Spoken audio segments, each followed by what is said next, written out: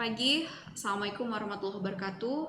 Analisa dan perencangan sistem dalam sesi ini akan membahas tentang analisis kelayakan sistem bersama saya Mihu Andayani. Baik, kita akan bahas dulu yang pertama aspek kelayakan sistem itu apa saja. Yang pertama adalah kelayakan teknis, kelayakan operasional, kelayakan hukum, dan kelayakan ekonomi.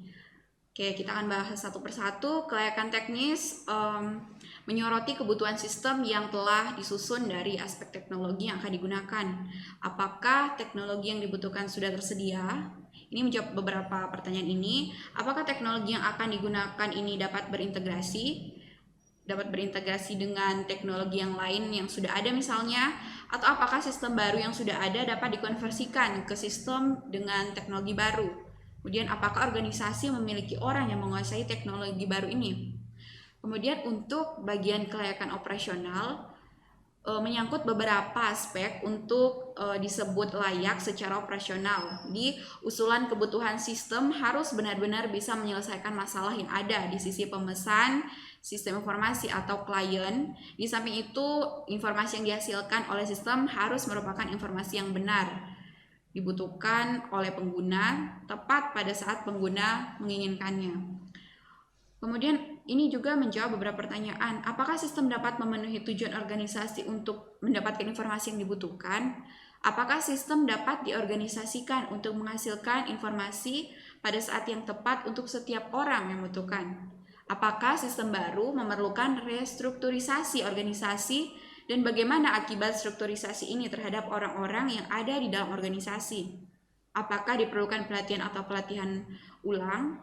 Apakah personil di dalam organisasi dapat memenuhi kriteria sistem baru? Ini harus dijelaskan dalam kelayakan operasional. Kemudian selanjutnya di kelayakan hukum, ini lebih kepada pembangunan sistem yang tidak bertentangan dengan peraturan dan norma-norma yang berlaku. Poin selanjutnya adalah kelayakan ekonomi. Kelayakan ekonomi berhubungan dengan return on investment atau berapa lama biaya investasi dapat kembali. Analisis kelayakan ekonomi juga akan mempertimbangkan apakah bermanfaat melakukan investasi ke proyek ini. Kemudian analisis kelayakan ekonomi juga didetailkan pada analisis biaya dan manfaat. Kelayakan ekonomi ini punya metode kuantitatif. Ini perhitungannya bisa menggunakan analisis payback atau payback period, kemudian analisis net present value atau NPV, dan return on investment atau ROI. Kemudian kita akan coba bahas di studi kasus membangun sistem informasi penjualan secara online atau e-commerce pada Viola Boutique.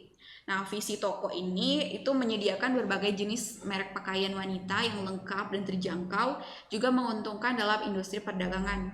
Misi dari toko Viola Boutique ini itu untuk mewujudkan memberikan layanan terbaik kepada pelanggan. Kemudian memprioritaskan kualitas setiap produk dan memperluas pasaran lingkup distribusinya. Kelayakan teknis yang bisa kita simpulkan atau kita susun berdasarkan analisis teknologi dari segi hardware, Viola Boutique sudah memiliki perangkat atau komponen yang layak dioperasikan dan perangkat untuk terhubung ke jaringan internet. Nah, dari segi software sudah tersedia software yang mengakses internet, dan dari segi brandware, Viola Boutique sudah mempersiapkan karyawannya yang menguasai teknologi internet untuk diposisikan sebagai administrator. Oke, artinya bisa kita katakan layak jika ini sudah memenuhi ketentuan kelayakan sebuah sistem informasi dibangun. Selanjutnya adalah kelayakan hukum. Secara hukum, website yang dibuat telah memenuhi aturan undang-undang berlaku dikarenakan website yang dibuat menggunakan perangkat lunak yang legal serta perangkat lunak yang open source. Software utama yang dipakai untuk menerapkan sistem adalah software yang orisinil, berlisensi untuk sistem operasi Windows.